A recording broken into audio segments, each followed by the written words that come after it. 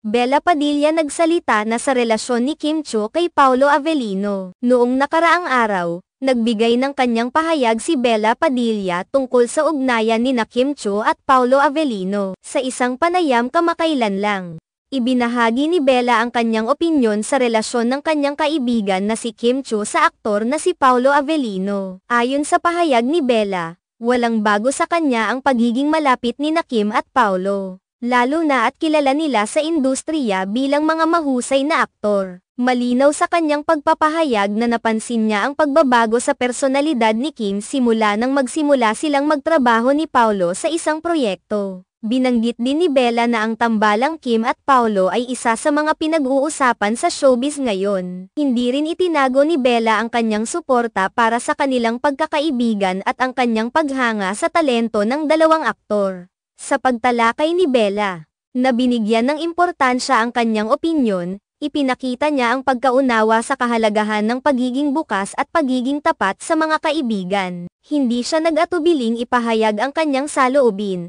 na nagpapakita ng malasakit at pagrespeto sa personal na buhay ng mga kasamahan sa industriya. Sa kabila ng pagiging pribado ng kanyang mga kaibigan, pinahalagahan ni Bella ang pagiging open sa mga isyong may kinalaman sa personal na buhay ng mga artista. Malinaw na ipinakita niya ang suporta sa kabila ng mga hamon at isyu na kanilang hinaharap sa kanilang mga personal na buhay.